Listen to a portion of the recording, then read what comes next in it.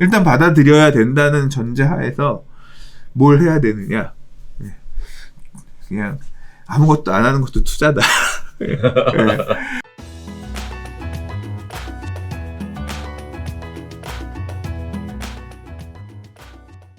자, 네 번째 이야기 가보겠습니다. 부모 찬스도 능력이다. 그래도 세금은 내셔야죠. 네, 국세청에서 358명을 적발했다는 얘기인데요.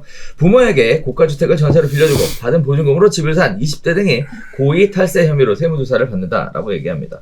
자, 거기에 따라서 여러 가지 예문들이 나와 있어요. 209명은 고가주택 상가 취득 과정에서 분양권 다운계약, 편법 증여 등 탈루 혐의가 있었고, 66명은 차입을 가장한 편법 증여 등 탈루 혐의가 있었고, 51명은 신고소득이 확인되지 않았음에도 취득자금을 증여받은 혐의가 있었고, 32명은 주택을 불법 개조, 일명 방조개를 해서 임대하면서 현금 매출을 누락한 주택임대사업자도 있었고요. 중개수수료를 누락한 부동산 중개업자도 있었다라고 합니다. 자, 법인 자금을 유출해서 집을 산 사주 일가 등도 있었다라고 얘기하는데요. 국세청은 부동산 등기자료, 부동산 거래관리 시스템 등의 소득, 증여, 상속자금 내역, 신용카드 사용 내역을 연계해서 분석했다라고 얘기하는데, 일단 총 따져보면 굉장히 많습니다. 소득 신고를 누락한 케이스, 다운계약서를 쓴 케이스, 소득 출처가 정확하지 않은 케이스, 그 다음에 소득 출처에 대한 원천을 최초의 시점부터 역산해서 추적한다는 사실, 그 다음에 차입에 대한 것도 명확한 근거가 없으면 전부 다 적발한다는 사실, 특히 특수관계인 간의 차입에 대해서는 우회한다 하더라도 끝까지 쫓아간다는 얘기, 소득 출처에 대한 거, 방조개기에 대한 거, 불법 전매에 대한 거, 이렇게 엄청나게 많은 케이스들을 진짜 쭉 역사를 거슬러 올라가서 다 잡아냈다, 이런 느낌이 들더라고요. 자, 아무튼 취득자금 조달 신고 관련된 부분에 신고한 내용이 결국은 실거래가 신고할 때 들어가야 되는데, 실거래가 필증이 나왔다 해서 그것이 괜찮다라고 얘기하는 게 아니라 그 이후에도 지속적으로 이렇게 추적한다는 얘기잖아요. 필증 이런 것들은 일단 나중에 찾아볼 거니까 니들 내놔라 이런 거지. 그게 나왔다고 해서 아무 문제 없는 건 아니죠. 그렇죠. 네. 네.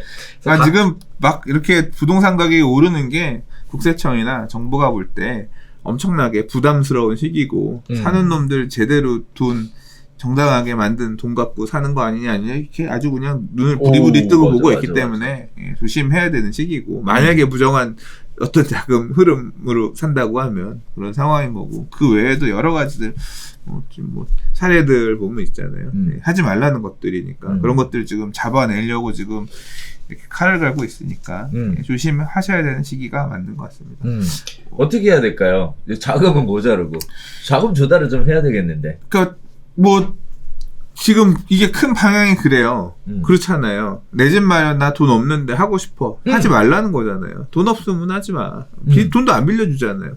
전 진짜 그건 너무 이해가 안 가서 얼마 전에 페이스북에 글을 썼는데, 다주택자가 대출을 제한해서 집을 더 못 사게 한다. 그건 그럴 수 있다고 생각해요. 왜냐하면 지금 주택 가격에 버블이 많이 꼈다고 하면 가격이 무너지기 시작하면 이렇게 다주택자가 여러 채 갖고 있는 거 도미노처럼 무너지면서 그렇죠. 굉장히 많은 피해자, 임차인들 비롯해서 피해자가 생길 수 있거든요. 그렇기 때문에 다주택자에 대한 주담대 규제 이런 것들은 설득력이 있다고 생각해요. 근데 15억 초과한 주택에 대해서는 아예 대출이 안 돼. 빵이야. 이런 거는 진짜 납득이 안 되거든요.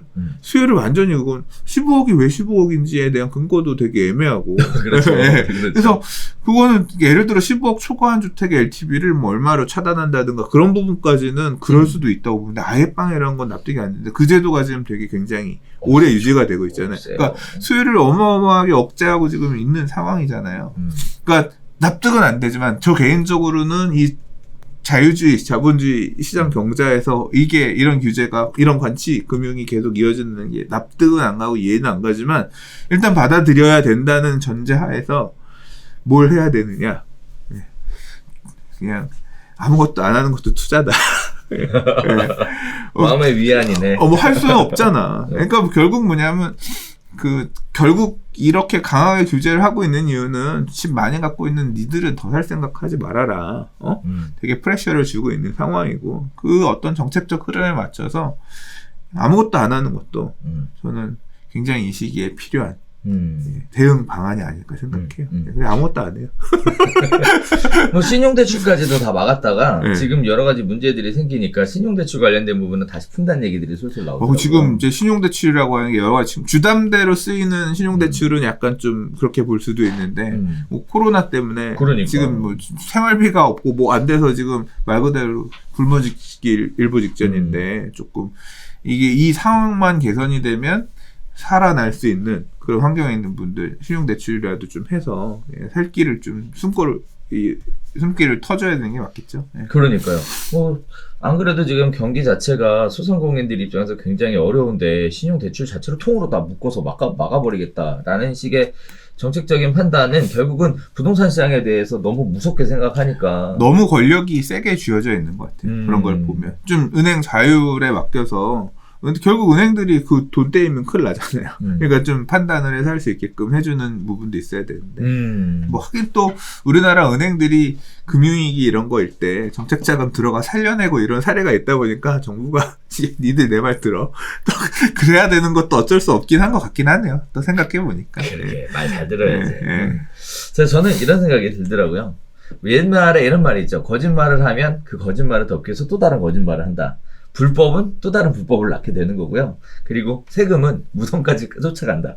이렇게 생각하시면 착오가 없으실 것 같습니다. 아무튼 깨끗하고 투명하게 부동산 시장 거래가 이루어졌으면 하는 바람입니다.